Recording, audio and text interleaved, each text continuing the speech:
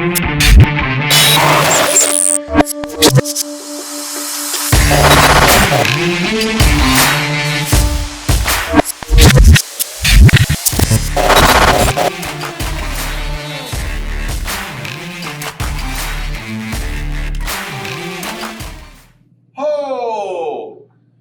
it's Thursday. I think you all know what that means. Tomorrow is Friday.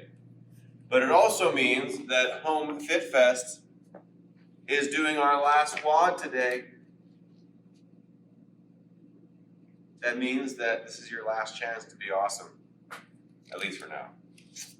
So today, we're starting off with a little bit of mobility. Gonna open up the mid-back a little bit, and then we're gonna hammer away on the biceps a little bit. I was noticing when I was doing some kettlebell swings earlier that they were feeling a little bit cranky.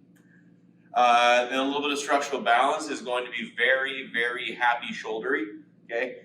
You're not gonna find you get too big of a heartbeat or a heart rate going on this one.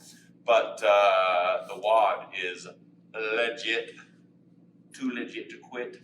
Okay, so we'll go from there. All right, mobility, mid-back. We're gonna take it on a cross ball. We're gonna lie down on it, and we're looking to get it right between the shoulder blade and the spine, okay? So we don't wanna be in the upper trap, okay? We're not going after that big meaty area. We are going to go right here, right there, right there, right there. Okay, so, right between the spine, and the shoulder blade. And then all I want you to do is kind of move that arm around in a nice big circle. Whew. All right. So it's just gonna help mobilize that rhomboid. Your rhomboid kind of helps you pull across your body there. And then it also gives you stability of the shoulder joint by keeping your shoulder blade where you want it to be, okay? This is also gonna get kind of your lower trap, all right? You have trap 1, trap 2 is kind of like just above between the shoulder blades, and then trap 3 is kind of like right between, just below the shoulder blades, all right? We're looking to kind of get trap 2, trap 3 in this guy. All right? So once you kind of work through one side, then take the ball, and then switch, and then get the same other side of the shoulder blade, okay? So you can do that for maybe 45 seconds to a minute on each side.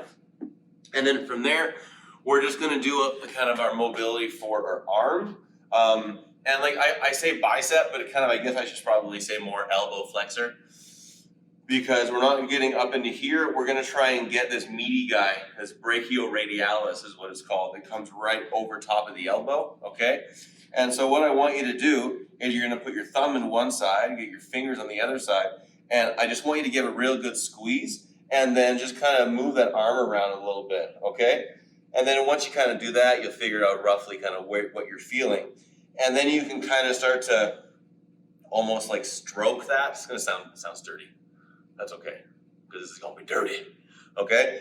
And then really just trying to get around in there. And then what you'll know when you have, when you have the right spot, you're probably gonna get it more on the thumb side, okay? Once you kind of have that, then you can kind of turn your hand back and forth a little bit, open yourself up, do a few flexion and extensions, and then even kind of turn your palm down, and then do a few more as well. And that's really just gonna help beat up some of that musculature around the elbow.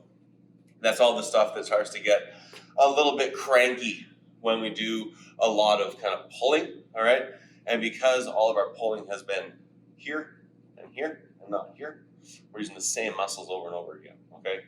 And really there's not a whole lot we can do to counteract that, all right? So once you kind of beat that up on one side, rinse and repeat on the other side, all right? Whew, wow, this side's not nearly as bad, all right? So same drill, give a good squeeze, move around in there, all right? All the different angles of the elbow flexors, okay? And then that is going to be it for your arms/biceps, okay? So mobility completed. Next, we go into our structural balance. Kobe. Yes. We have side lying power raise, and side lying external rotation. So on to your side. I like to call it the George Costanza pose. All right. So George Costanza, if you don't have a weight plate lying around, that's totally fine. Most people have like some crappy little dumbbell that they bought because they wanted to get into fitness 17 years ago that weighs like 2.5 to 5 pounds. That's your baby. That's the one you want to use for this, okay? I'm using a weight plate. You can use a soup can, heavy soup can, half full water bottle, really. Any option will work, okay? So we're starting up nice and high. Set the shoulder blade, and then I want you to bring your bicep down to your chin, tap the floor, slow pull back up, okay? So really what we're trying to do is keep that shoulder blade pulled in and back as we come down, okay? And when you come down to the bottom, we want to avoid kind of letting that come away and then trying to kip it back up. Set it and forget it. Showtime Rotisserie Barbecue 101. Okay? We're going to go for 10 of those on one side and then switch and repeat on the other side. We're also going to do a side lying external rotation, all right? This is going to show off how awesome my shoulders work. All right, so elbow tucked in nice and tight. And you're kind of in your fetal position here. You can rest your head on your side if you want to. And then you're keeping your elbow squeezed in and you're just trying to bring your hand up and back as far as you can and then control back down. Control down, okay? Now, this is one of those movements that if you have really happy, like flexible shoulders and mobile, then you'll be able to come all the way up. That's great. And then when you come back down from here to here, this is where all the magic is going to happen for you. So you get all the way up and then control it on the way down. For myself, I have very bad external rotation. This is as far as I can get. So this movement is extremely challenging for me because I get to the top range and then I'm fighting against the tightness of my body and the weakness of the muscle as well. So it kind of doubles down for me. All right, we're looking to do 10 of these on each side. All right, and then we are doing 3 rounds of each, back and forth. Okay? Mobility is done. On to the steak and patats, also known as the meat and potatoes. All right? Home Fit Fest, WOD 6, the last one. We start with a 10-minute AMRAP. 2 movements. 4 alternating devil's press, and 8 goblet squats. All right? Let's have a gander at this. For our alternating dumbbell devil's press, we start in your standing position, okay? And then you will go down into your burpee with one hand on the dumbbell, okay? So chest to the floor, and then you come up, and then up overhead. From here, you can switch hands on the way down, or you can just put it down, and then switch hands to the bottom, chest to the floor.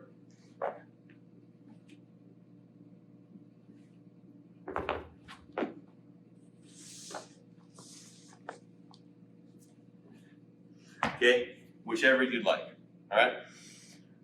4 total, 2 per side. From there, we go into 4 goblet squats.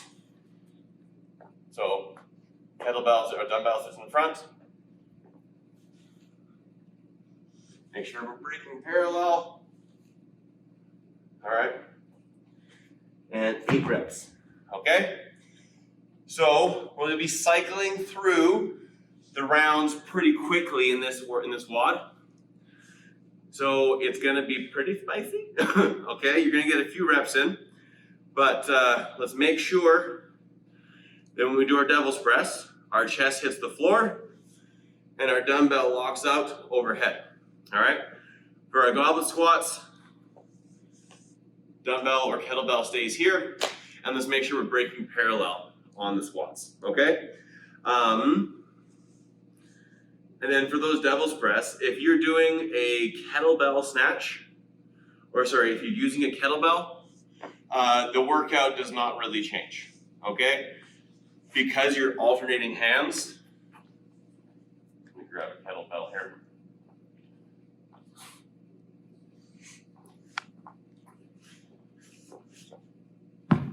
The only thing that's going to change a little bit is your hand might not be on the kettlebell or maybe under the kettlebell.